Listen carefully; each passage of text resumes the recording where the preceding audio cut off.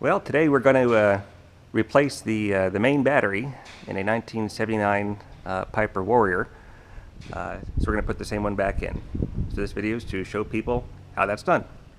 So in the back seat of our Cherokee, the very front edge of the seat has a bunch of clips on the bottom. We just have to pull those off first to get the seat out. So we pull these clips off the bottom. You can see it just folds right back up. Now we have to figure out how to get the seat bottom up to get into the battery box. So now we're at the part where we know the rear seat comes out somehow, but it is not entirely obvious how that occurs. Because if you keep lifting it up, eventually you hit the mic jacks. Something shifted.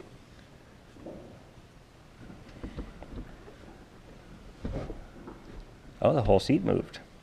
Yeah.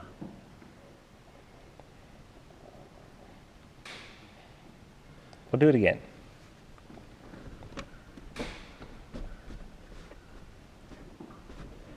We'll see what's moving in the back. All right, so our discovery is that the bottom of the seat is attached to the back with bolts that are behind this screen. So next we're going to take off that screen. All right, so not sure how well we can see down in there, but we've got the rear bench seat lifted up, and we've been able to remove the top, or I should say the lid of the battery box. And we believe that we should be able to just remove the cables from the battery terminals. And the battery is small enough, we might be able to just lift it right out of there without having to disassemble the back seat. So let's see how we do. All right. So we learned from our mechanic that we want to remove the negative battery terminal first. So we're going to do that. I believe that's a plus. I believe that's a minus. Okay, so we're going to remove the negative side. Here we go. Very gently. Take a note of how much torque is on there. It's not much. It says 70 inch-pounds. That was probably about 70 inch-pounds. I'm going to pull this connection off here. I'm going to take the bolt with me so I don't lose it. Set it down here on the carpet. Alright, so the negative side is loose. I'll prop it around the side of the box there so we don't lose it. Now I'm going to remove the positive side. Yep, also not very tight.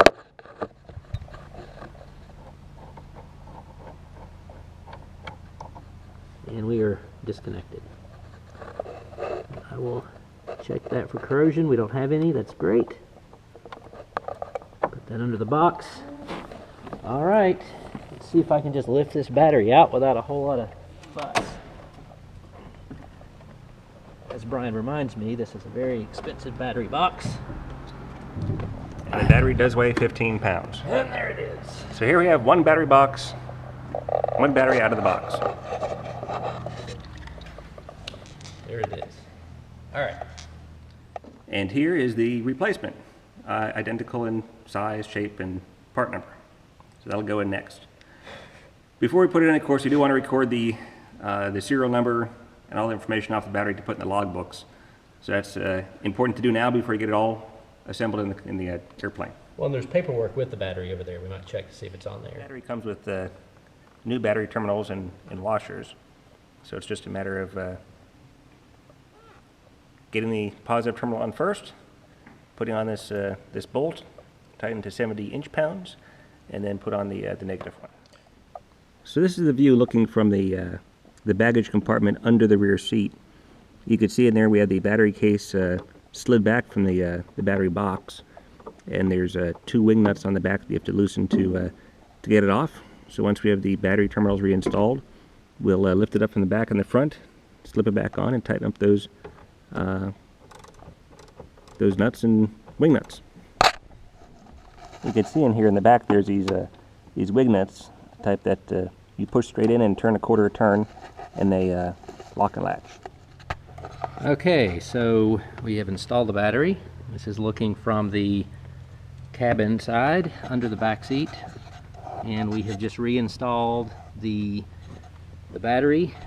We've put some lithium grease on the connections, torqued down the bolts on the terminals to what we estimate to be about 70 inch-pounds, which is the recommendation, and then reinstalled the push and turn connections on the battery box. This one's a wing nut type and this one's a Phillips head type. I'm sure that one was replaced at some point. But we got them all back in, batteries in place. We checked the voltage and it was, what was it, Brian, 12.8? Which is better than the old battery. So we're just going to put the seat back down, snug it up, and that'll be that. So we just push the bottom of the seat straight backwards again until locked in the saddle clamps. And then all we do is we get ourselves out of the way. We fold the front of the seat back down. And then there are, I believe, 5 snaps. You just snap onto the opposite side on the base of the front of the seat. And that's it. Changing a battery in a 1979 Piper Warrior.